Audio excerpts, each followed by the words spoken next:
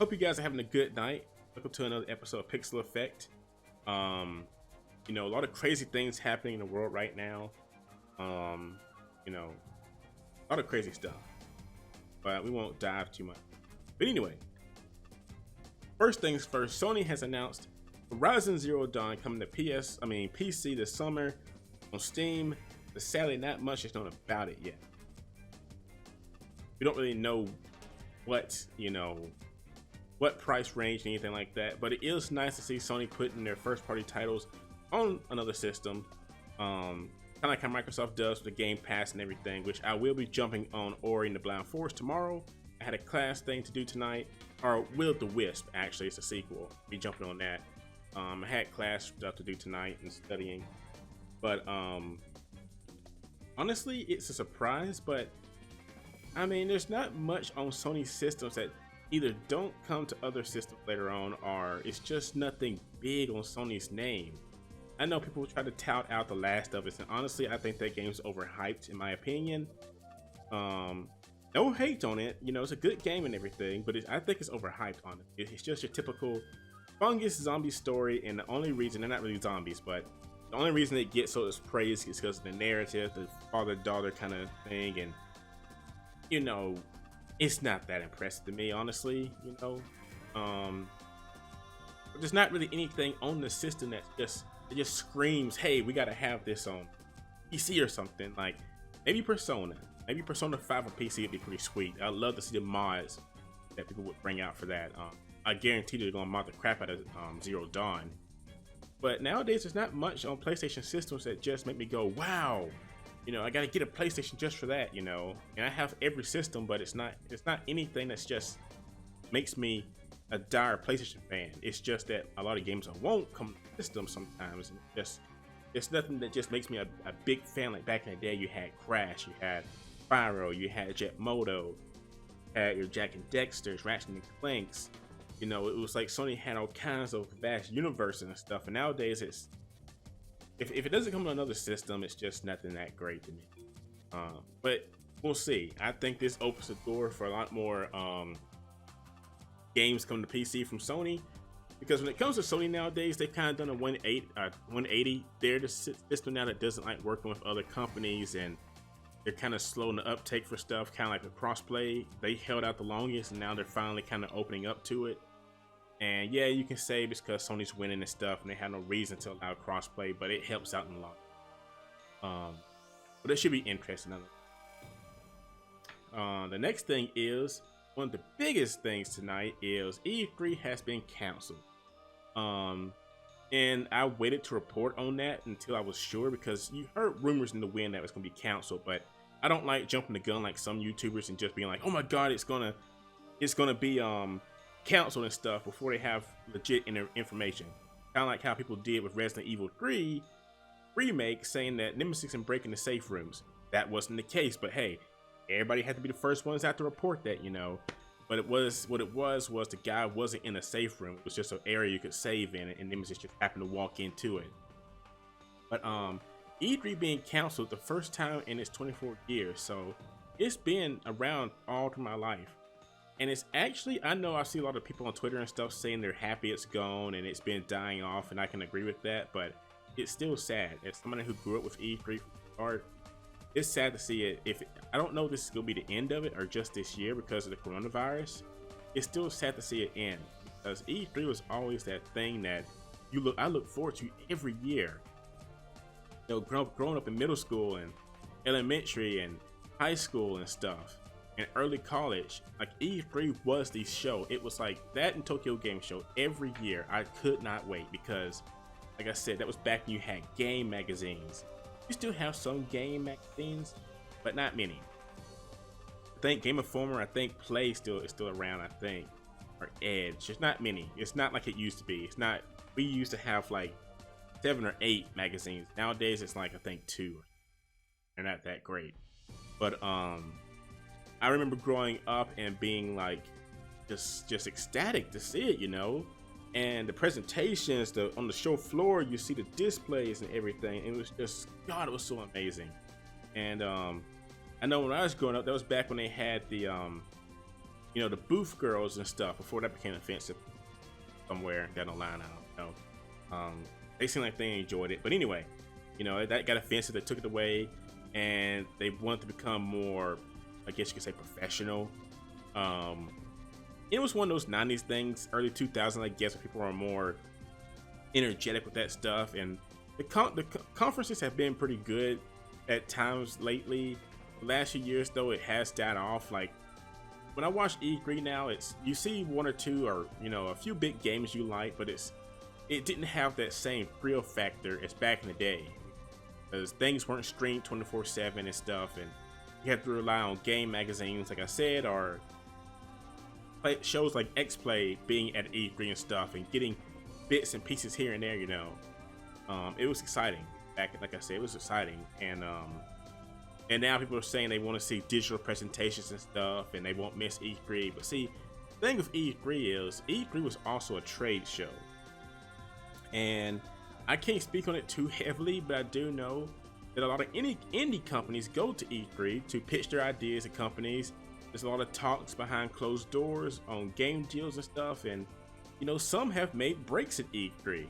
And of course, you have your PAXs and your comic conventions and stuff to do that kind of stuff sometimes, but still, E3 was one of the bigger ones. It was the show, you know, and I guarantee that we'll probably see some things change with it ending, you know.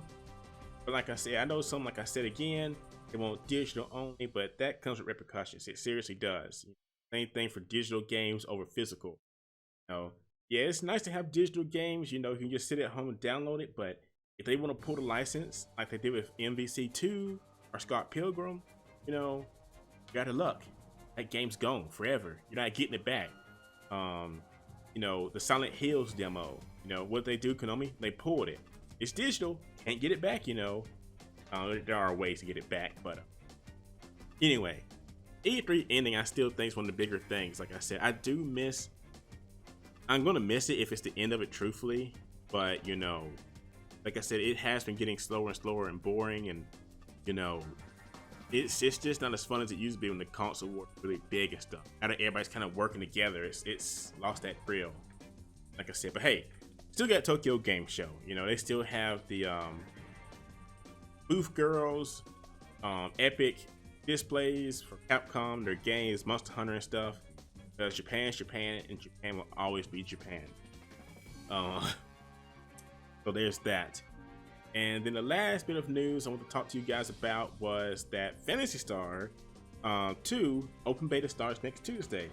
And lo and behold, they're having a Founders Pack come out. And the Founders Pack is actually pretty good, I think. You know, it comes with a lot of good stuff. I'm gonna go in here and I'm gonna read off what all it comes with. But it's gonna be, I believe, I want to say 49. It may be 50. 59.99. It's actually 59.99, and it comes with a Sonic suit, both male, female, Sonic Care, Sonic Care Option 2. It comes with emotes for Sonic and Tails, which actually look pretty cool in the video. A Sonic mask, Knuckles, weapon cameo, Regal memory, inventory expansion 10, which you need that if you play this hardcore. Premium set, 30 days pack, pretty good deal. Mission pass gold ticket, beauty salon, free pass, stores expansion times by 50, EXP earned, 15 passes for 150%, try boost times 10, 125% boost, a grinder times 500, holy crap, AC scratch tickets times 12, and a great enhancement aid 50% times 99. You're getting a ton of stuff. I mean, it's a lot of stuff. All those are consumables except the mission pass and the premium set. Those are, you know, in-game subscription options. I'm definitely going for the premium set just because it helps you expand your room and stuff. But the outfits look cool. You know, you got the Sonic female, Sonic male, and you can go in here and, like I said, they do a whole little detail spin around the costume. Look amazing. Like, I don't remember these in the Japanese version. These look good, and the animations you get with them are hilarious. I'm like the Sonic tails, you can spin your tails and stuff. You'll see it in a second here. It's just amazing. We're going to fast forward, you know. And like I said, you got the Sonic bounce and the tails. You can actually hover around with the tails. It's so stupid, but I want that so bad, you know. Yeah, so pretty good. I'm definitely jumping on this game. I'm hoping this open beta leads straight to the full launch. Hoping, but we'll have to wait and see. They're keeping mum on a lot of stuff, like if we can spend AC on a lot of stuff in the game next week. But I'm really hoping this leads straight into the open full game launch, at least for Xbox right now. PC, haven't heard anything, but still, like I said, E3 being canceled is huge though, because I still remember back in the day, and God, guys, nostalgia can hit you like a brick house.